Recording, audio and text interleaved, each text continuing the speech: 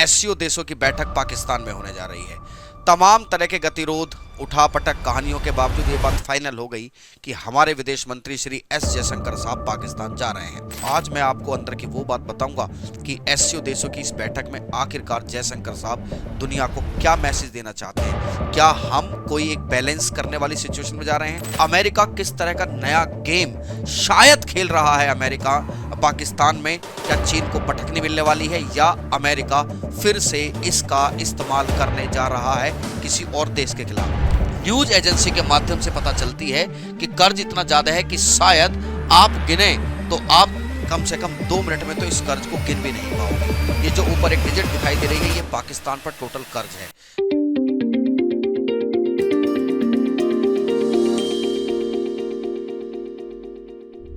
RG ज्ञान सबसे सटीक। नमस्कार, जय हिंद साथियों, स्वागत है आप सभी लोगों का आरजी ज्ञान पर और मैं सुशांत कुमार आपका हार्दिक स्वागत करता हूं। मेरे प्यारे साथियों, आज का जो चर्चा का विषय है, 2 कहानियां एक साथ हैं। पहली कहानी शंघाई कोऑपरेशन ऑर्गेनाइजेशन एससीओ की बैठक जो पाकिस्तान में होने जा रही है। उसी बैठक के चलते हमारे एस जयशंकर साहब पाकिस्तान जा रहे हैं, यह बात अब क्लियर हो चुकी है। इनविटेशन मोदी जी को था, लेकिन हमारे विदेश मंत्री जा रहे हैं, ठीक है। तो लेकिन जब विदेश मंत्री साहब से पूछा कि भाई आप पाकिस्तान जा रहे हो, क्या आपके इरादे हैं, क्या आप हमारा दोबारा ट्रेड शुरू हो जाएगा, क्या हमारे संबंध सुधर जाएंगे, आप वहां जाकर कैसा व्यवहार करोगे, पता नहीं कैसा उलझुल प्रश्न था ये। तो उन्होंने इन प्रश्नों के उत्तर इस प्रकार दिए कि देखिए, पाकिस्तान के हालात ऐसे हैं कि पाकिस्तान से बातचीत करने का ना तो माहौल है, ना हमारा अभी मूड है। क्यों? क्योंकि पाकिस्तान अपनी हरकतों से बाज नहीं आ रहा है। दूसरों ने कहा कि सवाल ये आप जो पूछ रहे हो व्यवहार वाली बात, कि मैं सभ्य आदमी हूं, सभ्य व्यवहार ही करूंगा। मेरी आज की पहली चर्चा तो ये कि आखिरकार एस जयशंकर साहब का जो पाकिस्तान दौरा है, उस दौरे के क्या मायने निकल कर आते हैं। आप अधिकांश लोग मुझसे कहेंगे कि सर इसमें मायने क्या निकलना है, इसमें क्या मायने निकलेंगे? मायने यही होते हैं कि साहब जा रहे हैं, बात होगी। नहीं, इसके और भी बहुत ज्यादा मायने हैं। दूसरी बात, पाकिस्तान जो इस कदर जाल में फंसा हुआ है कि मुझे नहीं लगता कि इस देश को सिवा ऊपर वाले के कोई बचा सकता है। हालांकि जैसे इनके कर्म हैं, ऊपर वाला भी इन पे मेहरबान है नहीं, इनको ऊपर वाला भी बचाने वाला नहीं है, ठीक है। तो पाकिस्तान के क्या हालात हैं? तीसरी बात जो मैं आज यहां करूंगा कि आखिरकार एससीओ देशों की बैठक से और स्पेशली उसमें भारत के विदेश मंत्री के आने से क्या फायदा पाकिस्तान को पहुंच सकता है। आप कहोगे एक तरफ आप बात कर रहे हो पाकिस्तान के हालात खराब, एक तरफ आप बात कर रहे हो उनकी बैठक से फायदा। मैं यही आपको बताना चाह रहा हूं कि जिन खराब हालातों में उसके देश में विदेशों के हेड ऑफ द स्टेट आ रहे हैं, है ना, कंट्री हेड्स आ रहे हैं, हालांकि हमारे कंट्री हेड्स तो नहीं जा रहे, तो ऐसे में पाकिस्तान उनको क्या मैसेज देना चाहेगा अपने इन खराब हालातों के बावजूद। मेरे प्यारे साथियों, बात क्लियर हुई कि एस जयशंकर साहब एससीओ देशों की बैठक में भाग लेने के लिए पाकिस्तान जा रहे हैं। 15 अक्टूबर का उनका शेड्यूल है। आगे आपको जानकारी होगी, बिलावल भुट्टो साहब भी हमारे देश में आए थे। चलो ठीक है, बदला ही सही, क्योंकि तुम जैसे हो रहो, हम तुम्हारे जैसे नहीं है। जनरली इतने जितने तुम खराब व्यक्ति हो, ऐसे खराब आदमी हम नहीं है। मेरे प्यारे साथियों, सबसे पहले मैं आगे बढ़ूं, 1 मिनट आप पाकिस्तान के हालातों पर गौर फरमाइए। पाकिस्तान के क्या हालात हैं आज की तारीख में, फिर इस कहानी को समझने में तुम्हें चीजें और बेहतर तरीके से समझ में आएंगी कि इस कहानी का सार क्या है, इस चर्चा का सार क्या है। मेरे प्यारे साथियों, पाकिस्तान इस समय ऐसा कोई मोर्चा नहीं है, राजनीतिक, सामाजिक और आर्थिक, जहां पर इन भाई साहब की गले पे फंदा नहीं पड़ा हुआ है। एक चीज बच्चा बच्चा जानता है, लुट चुके हैं, पिट चुके हैं, बर्बाद हो चुके हैं, पैसा है नहीं, कर्ज मांग मांग के काम चला रहे हैं, और असली बात यह कि कर्ज भी मिल नहीं रहा है। सबसे पहली बात इसी कर्ज की, पाकिस्तान के हालात इस समय इतने खराब हैं कि एक लंबा चौड़ा कर्ज इनके पास मौजूद है, ठीक है, लंबा चौड़ा कर्ज इनके पास मौजूद है, और कर्ज की मात्रा इतनी ज्यादा है कि कभी इनसे ये चीज उतर पाएगी या अपने आप से ये इस जो इनके ऊपर ट्रैप लगा हुआ है ना कर्ज का, डैप ट्रैप, कभी निकल पाएगा। क्या है ड्रैप टैप इनके ऊपर? देखिए साहब, मैंने आपको बता दिया है कि हालात इतने खराब हैं कि एक आंकड़ा एक न्यूज एजेंसी के माध्यम से पता चला कि मेरे प्यारे साथियों, आपको शायद गिनने में कुछ समय लग जाए, इतना कर्जा है पाकिस्तान के ऊपर। गिन लेना, मैं तो बताता हूं, 1033814299000 इतने रुपए का कर्ज है इनके पास। देशों की जो लिमिट है वो पूरी हो चुकी है। आईएमएफ से कर्ज मांग रहे हैं, आईएमएफ साफ कह देता है कि कर्ज तो दे दूंगा, अपने यहां पर सब्सिडी टैक्स का जो स्ट्रक्चर है उसे ठीक करो। जैसे सब्सिडी टैक्स स्ट्रक्चर को ठीक करते हैं, इनके समाज का स्ट्रक्चर बिगड़ जाता है। आईएमएफ ने कहा कि भैया पैसे लाओ, पैसे आप पैसे हम आपको दे रहे हैं, लेकिन आप हमें ये जुगाड़ बताओ कि बटुआ तुम्हारा खाली है, इस पैसे को तुम वापस कैसे करोगे। वापस करने के लिए तुम्हें सब्सिडी कम करनी होगी, अपने खर्चे कम करने होंगे। सब्सिडी, खर्चे, ग्रांट, है ना, जो कुछ भी अपनी जनता को रियायत देते थे उसे बंद करो। अब जैसे ही उसे बंद करते हैं, जनता सिर पकड़ लेती है कि भागो यहां से, तुमने तबाही मचा दी, देश तुमने बर्बाद कर दिया, हम तुमने बर्बाद कर दिए। तो सीधी सी बात यह है कि आईएमएफ का से इनको कर्ज लेना, उससे इंस्टॉलमेंट लेना और कैसे देना है, ये भी इनके बहुत बड़े सिर में दर्द बन चुका है। कर्ज देने को दुनिया तैयार नहीं है, क्योंकि इनके पास कोई भी स्कोप नहीं है कि ये पैसा कैसे वापस देंगे। पैसा नहीं है इनके पास, कंगले हैं, भूखे नंगे हैं, बदहाल हैं। ठीक है, जब सेशन की चर्चा खत्म हो मुझे बताइएगा कि भारत पर आईएमएफ का कितना कर्जा है, ये मैं आपसे जरूर पूछूंगा। ठीक है, कर्जा है, पैसा है नहीं, कितना पैसा है? चीन का, कॉमर्शियल बैंक का, पेरिस क्लब का, एशियन डेवलपमेंट बैंक का, फिर चाइना का, वर्ल्ड बैंक का। ये जो आंकड़े मेरे पीछे देख रहे हो आप, बिलियन डॉलर्स में जो एक कर्जा है, ये कोई भारत की एजेंसी नहीं है, ये पाकिस्तान का इकोनॉमिकल सर्वे बताता है कि इतना कर्जा पाकिस्तान के ऊपर है। और कर्जे होने के बावजूद, चूंकि कर्जा इनको चाहिए चाहिए, जब कर्जा इनको चाहिए तो इन्होंने अपनी जनता को रियायत देनी कर दी बंद।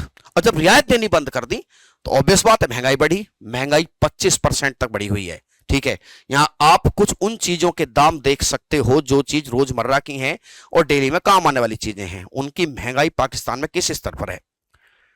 खुलेआम शॉपिंग मॉल लुट जाते हैं, आटा बांटने लोग जाते हैं, वो लुट जाता है। नेता भाषण देता है तो नेता ये नहीं कहता कि हम तुम्हें सड़कें बनवाएंगे, अभी आटे की बोरी पहुंचवा रहा हूं, चुप हो जाओ चुप, कि जिंदाबाद जिंदाबाद, कि मिलेगी मिलेगी, 2 टाइम की रोटी मिल जाएगी, नीचे बैठ जाओ खुश, हा। नेता बहुत अच्छे हैं। ये हालात जनता के हैं, ये हालात आवाम के हैं। महंगाई नेक्स्ट लेवल पर है, कर्जे की मार बुरी तरीके से, कर्जा मिल है नहीं रहा है, कर्जे के आधार पर ही जिंदा है। ठीक है, दूसरी बड़ी बात निकल कर आ रही है वहां का इंटरनल क्राइसिस। मेरे प्यारे साथियों, इनके एक पूर्व प्रधानमंत्री थे इमरान खान साहब, इम द डमी। लोग कहते हैं कि बड़े अपने जमाने में एक स्मार्ट क्रिकेटर हुआ करते थे, लेकिन स्मार्ट पॉलिटिशियन वो अब मुझे लगता है कि साबित होने जा रहे हैं। वो तोशखाना मामले में जेल में बंद है, दूसरी पार्टी सरकार चला रही है। तोशखाना मतलब जो किसी राजनायक को गिफ्ट मिलते हैं, उस गिफ्ट में हेरा फेरी का मामला है, वो तोशखाना जिसे बोलते हैं, उसमें जेल में बंद है। बुशरा बीवी जेल में बंद है, जो उनकी पत्नी है। हालांकि अगर पत्नियां भी कह दूंगा तो कोई बुराई है नहीं, इनकी शायद दूसरी या तीसरी पत्नी है। जिस उम्र में लोग खुदा के भजन करना शुरू करते हैं, खुदा की इबादत शुरू करते हैं, इस उम्र में शादियां करते हैं, कुछ शौक है इनको शादियां करने का। तो इनके जो समर्थक हैं उन्होंने कहा पाकिस्तान की सरकार से कि या तो रिहा करो वरना तोड़फोड़ को तैयार रहो। मेरे प्यारे साथियों, शायद आपको यह बात ध्यान होगी, जब उनको जेल ले जाया जा रहा था, पहले जमानत मिली, 5 घंटे बाद फिर अरेस्ट कर लिए, क्या तांडव मचाया था पाकिस्तान की जनता ने उनकी गिरफ्तारी के विरोध में। पाकिस्तान की सड़कों पर फौज को बुलाना पड़ा था, फौज ने उनके चेहरे पहचान कर करके उनको अरेस्ट किया, है ना, और फिर कहा कि देश में बलवा करने के आरोपी हैं, इनको और कड़ी सजा दी जाए। इमरान खान साहब को, उनके नेताओं सबसे इस्तीफे लिखवा लिए, क्योंकि फौज का तो बोलबाला है भाई, पाकिस्तान के चलने का फॉर्मूला एक ही पावर 3, अल्लाह, आर्मी, अमेरिका, शरीयत का कानून। आर्मी के जो सलूट बोलेगा जय हिंद साहब, जय हिंद साहब, जो मंत्री जाके सलूट बोलाएगा वो रहेगा। अमेरिका का पैसा है, तो अमेरिका आर्मी से बिगाड़ के वहां नहीं रह सकते आप, सरकार नहीं चलेगी तुम्हारी, तुम तो आवाम हो। अगर तुमने फौज से बिगाड़ लिया, वो बिजनेसमैन है वहां, है ना। चलिए मुद्दे वापिस आते हैं। बहरहाल फौज ने बड़ा कठोर एक्शन लिया, अब फिर जनता सड़कों पर है। वो कह रही है कि इमरान खान को रिहा करो, और रिहा नहीं करते तो बेटा तैयार रहो ऐसी स्थिति के लिए कि वो बुरे हालात कर देंगे कि तुमसे संभाले नहीं संभलेंगे। इमरान खान पठान है, और पठान जो जिस क्षेत्र में है इनके खास रहते हैं, उस क्षेत्र से देखें, पंजाब जो उत्तरी पाकिस्तान का जो उत्तर के इलाका है पठान रहते हैं, पठान बंदूक लेकर सड़कों पे हैं कि हमारा पठान भाई तुमने जेल में कर रखा है, अभी हम तुम्हें बताते हैं हम क्या कर सकते हैं।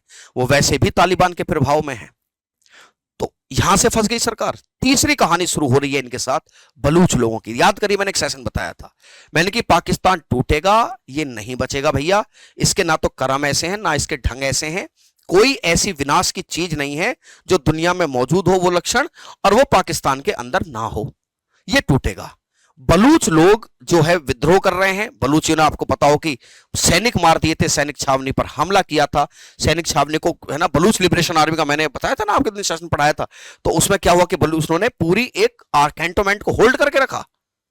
वो लोगों ने कह दिया कि हम हो गए हैं आजाद, तुमसे हमारा कोई मतलब नहीं है, अगर मतलब है तो एक बार एक काम करो, हमसे उलझ के दिखा दो, उलझ के दिखाओ, तुम्हें साफ कर देंगे हम। लंबी लंबी बंदूकें इनके पास भी हैं, ऐसी कुछ बंदूकें पाकिस्तान के पास भी हैं, सेना के पास। बलूची ने कह दिया कि बेटा पाकिस्तान, बलूच तो आजाद है, बस की हो तो आओ, कुछ सामने से लड़ो, कुछ हम तुम्हारे जो छावनियां हैं उनमें घुस घुस के तुमको मारेंगे, सुसाइड बॉम्बर बन जाएंगे। मैंने बताया भी था कि 2 सुसाइड बॉम्बर गए, छावनी को किडनैप करके रखा कि हम कर देंगे इस काम को। बलूचिस्तान अब आजाद है, तो बलूचिस्तान टूटा। क्या है पाकिस्तान की सिचुएशन? ये है बलूच इलाका, यहां पड़ता है बलूचिस्तान, ये बलूचिस्तान इलाका है, ये हिस्सा साफ। ऊपर अफगानिस्तान ने हंगामा मचाया हुआ इनके लिए कि हम नहीं मानते तुम्हें। क्यों नहीं मानते? बलूच लोगों के बाद दूसरी बारी अफगानिस्तान के लोगों की है। अफगानिस्तान ने इनकी जान को आफत मचाई हुई है। अंग्रेजों ने उस समय के भारत और आज के अफगानिस्तान के बीच में डूरंड रेखा खींची थी। तालिबान कहता कोई डूरंड रेखा नहीं है, क्योंकि वही डूरंड रेखा अब पाकिस्तान और अफगानिस्तान के बीच में है। कहलो भाई साहब कौन सी डूरंड रेखा? ये तो अंग्रेजों ने खींची थी हमारी पाश्तो जनजाति को, हमारी पाश्तो जाति को अलग अलग करने के लिए। ये तो हम अफगानी भाइयों में फूट डालने के लिए खींची गई थी। हम डूरंड रेखा को नहीं मानते, हम उसके पार भी हैं, यानी कि हम पाकिस्तान में भी हैं, तालिबान ऐसा कहता है। और तालिबान बहुत बढ़िया है, वो इनको इन्हीं की भाषा में समझाता है। डिस्क्याऊं डिस्क्याऊं डिस्क्याऊं डिस्क्याऊं, कहो कैसा रहा, वो इनको इन्हीं की भाषा में समझाता है। इन्हीं का पाला हुआ है और वो इन्हीं को डस रहा है, अब डसेगा। अभी तो क्या क्या, तो तुम देखना क्या होगा। अब स्थिति क्या है कि इनकी तालिबान से बिगड़ी हुई है। अब तालिबान से बिगड़े, इन्होंने क्या करा, बहुत सारे तालिबानियों को बाहर भगा दिया अपने यहां से। बहुत सारे तालिबानी इन्होंने यहां से कहा कि अफगानियों हमारे देश से बाहर चले जाओ। इस बात को स्थिति लेकर और खराब हो गई। इनको तो ये डिस्टर्बिंग एलिमेंट बता रहे हैं। मैं तुम्हें एक बड़ी रोचक किस्सा बताता हूं। अरब देशों में पाकिस्तान के लोग भीख मांग रहे हैं, और भीख मांगकर अरब देश कहते हैं कि हमारी शान और शौकत तो खराब कर रहे हैं, हमारा इतना बढ़िया सिस्टम है, ऊंची ऊंची बिल्डिंगें हैं, चमचमाती इमारतें हैं, चमचमाते हम शेख लोग हैं और बढ़िया खाते हैं, बढ़िया रहते हैं। ये भिखारी कहां से आ गए? पता चला पाकिस्तान से आ रहे हैं। चलो भगाओ इन भिखारियों को, समझे? तो इधर बलूचिस्तान का इलाका, इधर तालिबान, ठीक है।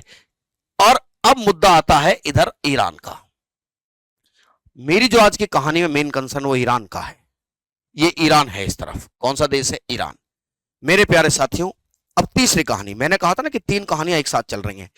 पूरी तरीके से लुट पिट चुका है अंदर से, है ना। रस्सी जल जाएगी, इनके बल नहीं जलेंगे। इनके हालात इतने खराब हैं कि इन्हें आज नहीं पता वो आज तक जिंदा रहेंगे, कल तक जिंदा रहेंगे, ठीक है। चीन ने मना कर दिया कि भैया पैसे वैसा दूंगा नहीं, भागो यहां से, ठीक है। अंदर खाने जनता परेशान, राजनेता परेशान, जनजाति परेशान, क्षेत्र परेशान, पड़ोसी परेशान। लाहौल विला कुवत, कैसा देश है ये धब्बा है। ये भारत के पैर क्यों नहीं पकड़ लेता कि बाबूजी हमसे गलती हो गई, हमें वापस ले लो? ले लेगा भारत, हाथ जोड़ ले, आ जाएगा हमारे देश में वापस। अब आइए नई कहानी के ऊपर। अब मैं 1 मिनट के लिए आपको थोड़ा सा बैक लेकर चलता हूं। मेरे प्यारे साथियों, आपको याद होगी एक कि अभी ईरान और इजराइल में टेंशन चल रही है। लेबनान में हसन नसरुल्लाह मारा गया, ईरान ने मिसाइल फायर की, इजराइल ने कहा कि भारी गलती करी, कीमत चुकानी पड़ेगी। मेरी बात को ध्यान से समझो। आजकल मुस्लिम कंट्रीज में एक बात चल रही है, मुस्लिम ब्रदरहुड। हालांकि मुस्लिम ब्रदरहुड को वो एक्सप्लेन ही नहीं कर पाएंगे, क्योंकि जिस आदमी का स्वार्थ जुड़ जाता है वो ब्रदरहुड जैसी चीज को डिफाइन कर ही नहीं सकता। ईरान की दुश्मनी बनी हुई है अमेरिका से, पश्चिमी देशों से, क्योंकि वो इजराइल को सपोर्ट कर रहे हैं। पश्चिमी देश और अमेरिका यह कह रहा है कि साहब देखो मेरी बात सुनो, ईरान गलती कर रहा है। ट्रंप ने तो यहां तक कह दी कि ईरान के न्यूक्लियर जगहों पर बम फेंको, जो होगा देख लेंगे, ठीक है। अब ईरान के साथ समस्या क्या है कि ईरान शिया मुसलमानों का देश है, पाकिस्तान सुन्नी मुसलमानों का देश है। इधर पाकिस्तान है और पाकिस्तान के पड़ोस में ईरान है। पड़ोस में क्या बनता है? ईरान। मैं आपको एक बात बता दूं, अब बलूचिस्तान में एक संगठन है, बलूचियों का ही, वो संगठन जो एक संगठन है वो लगातार हमले करता है ईरान पर भी। किस पर हमले करता है? वो लगातार ईरान पर भी हमले करता है कि भैया तुम भी हमारे दुश्मन ही हो। इस बात को लेकर ईरान ने लगातार मिसाइलें फेंकी पाकिस्तान के ऊपर कि भाई हम तुम्हारे आतंकवादी संगठनों को नहीं छोड़ेंगे। पाकिस्तान के उन सैनिक अफसर जिनके ऊपर मेडल बहुत सारे हैं, जंग एक नहीं जीती है, उन्होंने कहा कि हम भी तुम्हारे ऊपर मिसाइल फेंकेंगे। मतलब यह है कि ईरान और पाकिस्तान में टेंशन है। ईरान और पाकिस्तान में टेंशन है। पाकिस्तान भुखनंगा है, जो उसको पैसे दे देगा ये उसका हो जाएगा। अमेरिका ने अभी बहुत बड़ी मदद सैंक्शन करी है पाकिस्तान को, क्योंकि अमेरिका 100% चिढ़ता है ईरान से। अमेरिका से चिढ़ता है ईरान से 100%। अब उसको क्या लग रहा है कि एक तरफ से तो हम कर ही रहे हैं, इधर से इजराइल की तरफ से, इधर से पाकिस्तान के माध्यम से हम ईरान को घेरेंगे। पहला प्रश्न, क्या झगड़ा होगा? देखिए, इसकी संभावना से भी इनकार नहीं किया जा सकता, क्योंकि पाकिस्तान की फौज को बड़ा मोटा पैसा दिया इन लोगों ने, अमेरिकियों ने, कि जाओ हथियार खरीदो, F-16 खरीदो, वेपन्स खरीदो। किसके लिए? भारत के खिलाफ तो खड़ा नहीं करेंगे, किसके खिलाफ खड़ा कर रहे हैं? देखिए, अभी जब हसन नसरुल्लाह मारा गया तो ईरान में लोगों ने प्रोटेस्ट किए आयतुल्लाह खेमनेई साहब के अगेंस्ट कि ये नाश की जड़ है, ये जो हमारा मुखिया बना बैठा है, कि भगाओ इसको। और इतना डर गया वो कि जाके चुपचाप एक सीक्रेट प्लेस पे जाकर दुबक गया कि कहीं ऐसा ना हो कि ईरान की कोई मिसाइल मेरे ऊपर भी आके चल, जैसे इस्माइल हानिया पे आई, हसन नसरुल्लाह पे आई, ठीक है, कहीं मेरे ऊपर ना आ जाए। ईरान के लोगों में अंदर खाने असंतोष पैदा कर रहा है। लोग उबल रहे हैं ईरान के लोग पूरी दुनिया में जहां जहां वो कह रहे हैं कि हमारे देश का प्रशासन ही खराब है।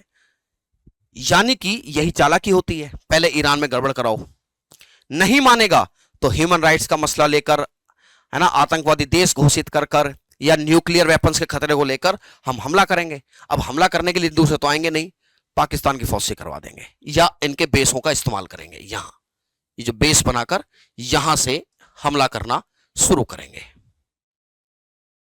क्या पाकिस्तान ईरान को धोखा देगा? लिख लो इस चीज को तुम। इसकी आदत है इसकी। ये सगे किसी के नहीं है, ये किसी के सगे नहीं है। और शुरुआत में तो लोगों ने भरोसा किया, भी आज की तारीख में सब इनकी फितरत जानते हैं, चवन्ने की फितरत पता है इनकी लोगों की। ईरान के खिलाफ एक बेस बनेगा पाकिस्तान, मैंने बता दिया, अमेरिका इस्तेमाल करेगा इसका। और इसीलिए ये जो SCO है ना, इसमें जाने से मना भी कर सकते थे हम। अमेरिका ने कहा होगा कि देखो जी, भारत जी नमस्ते, कैसे हो आप, बना के रखो, इस प्लेटफॉर्म को बिगाड़ो मत, तुम जाओ, टेंशन मत करो अभी, क्योंकि इससे बड़ी टेंशन ईरान है जिसको हमें झेलना है अभी, पर हमें इसे ठीक करना। तो SCO में अपना दबदबा बना के रखो, तुम हमारे आदमी हो। अब चीन से तो कहेगा नहीं ना अमेरिका की गुड, जो हम बोले SCO में करवा देना, हालांकि करवाएगा भारत भी नहीं, लेकिन फिर भी अपना एक आदमी है ना, अपना एक सॉलिड प्लेयर है इस टीम में, इस गेम में, SCO में। ये है वजह, भारत जाएगा। अब सुनिए क्या होने वाला है कि सर ये तो इंडिया जा रहा है, हम समझ गए कि अमेरिका का एंगल भी है। क्या ट्रेड को लेकर शुरुआत हो सकती है? क्या है इनके पास? आलू ले लो, बैंगन ले लो, वो फिल्म आई थी ना वेलकम, ना बिका है सुबह से एक कांदा। आलू बैंगन बेचने वाले लोग हैं, टमाटर बेचेंगे, टमाटर प्याज बिकेंगे। मूड आया है जयशंकर साहब का, तो टमाटर प्याज को लेकर ही बात हो सकती है कि भैया और तो तुम्हारे पास कुछ है नहीं, थोड़ी बहुत इच्छा ही तो इस चक्कर में है कि कुछ तो बिके हमारा कम से कम इंडिया में जाके, यार कहीं से पैसा तो आए। भारत तो बढ़िया देश है, पैसा देगा हमें, पड़ोस में चले जाएंगे। एक बात और सुनो, मैं आपको बता दूं, तेल नहीं है भैया, रूस से कच्चा तेल आता है, वो रिफाइन कहां हो रहा है? इंडिया में। आपको नहीं पता होगी, रूस से कच्चा तेल आता है, इंडिया में रिफाइन होता है, फिर खाड़ी देशों में जाता है और खाड़ी देशों से पाकिस्तान में आता है। क्या पागल वागल हो गए क्या? सीधा डायरेक्ट इंडिया से रिफाइन करके, गुजरात में बथेरी रिफाइनरी है सर, यहां से भेज दे, नहीं, इंडिया का और पाकिस्तान का ट्रेड बंद है, थर्ड पार्टी के माध्यम से जा रहा है, रिफाइन हम ही करके दे रहे हैं, इनको महंगा पड़ रहा है। तो भारत से दोस्ती पाकिस्तान को समझ में आ गई है कि भैया जान बची तो लाखों पाए, लौट के बुद्धू घर को आए। भारत से दोस्ती करने में ही फायदा है। अंतरराष्ट्रीय मंच पे ले जाओ, व्यापार पे ले जाओ, है ना। और यह भी आरोप पाकिस्तान लगाता ही रहे कि हमारे यहां तो बहुत सारे लोगों का ढिचक्याव करवा दिया है तुमने, आतंकवादियों को मरवा देते हो, और वो ये कहता कि बलूचिस्तान में तो सब करवा रहा है इंडिया ही। तो बेटा बात ऐसी है ना, आंखें नहीं दिखाने का, क्योंकि आंखें दिखाओगे तो सीधी निकाल ले जाएंगी। जो तुम कश्मीर में कर रहे हो, तुम्हें अपना दर्द लगी ना, मिर्ची लगी ना, ऐसे ही लगती है, ऐसे ही लगती है भाई मिर्ची। तुम जो कश्मीर में कर रहे हो उसका कभी तुमने सोचा है? बलूच में तुम्हें क्यों पंगा हो रहा है? हाल तो भारत की फितरत नहीं है, बट किया है ना तो गुड, ठोको इनको, यही डिजर्व करते हैं ये लोग। हमने देख ली भाई दुनिया, युद्धों में देख लो, जो ताकतवर है उसका बोलबाला है। बेंजामिन नेतन्याहू साहब ने फ्रांस का राष्ट्रपति धमका दिया शनिवार को कि बदतमीज, शेम ऑन यू। तो जिसकी ताकत है उसको बोलबाला है भाई। मेरे हिसाब से एस जयशंकर साहब की मीटिंग में जाना, एससीओ देशों की मीटिंग का एक अलग इंपॉर्टेंस है, अमेरिकन एंगल है, और पाकिस्तान के क्या हालात हैं, इन हालातों से कैसे निकलेगा पाकिस्तान, है ना, खुदा ही बता सकते हैं कि क्या होने जा रहा है इस देश का। बाकी अभी तो कोई कहानी नजर आ नहीं रही है कि ये इस जंजाल से निकल पाएंगे। मेरे प्यारे साथियों, मैंने बड़े आराम से आपको एक एक चीज करके चीजें समझाई। देखो, आपको ये सब बातें 100% पता होनी चाहिए कि एक्चुअल में स्थिति क्या है, चल क्या रहा है। अगर हम इतने भी अवेयर नहीं है तो पढ़े लिखे हम अपने आप को कह नहीं सकते, ठीक है। तो मेरे प्यारे साथियों, मुझे पूरा भरोसा है आपको जानकारी रुचिकर लगी होगी। मैं फिर हाजिर होऊंगा एक नई जानकारी के साथ। तब तक के लिए धन्यवाद। जय हिंद, जय भारत। और जो लोग नए हैं वो चैनल को सब्सक्राइब करना नहीं भूलेंगे, ठीक है। सभी लोग जुड़ेंगे, बेल आइकन दबाएंगे ताकि आपको हमारी जानकारियों के सभी नोटिफिकेशन समय से प्राप्त होते रहें। धन्यवाद। जय हिंद, जय भारत।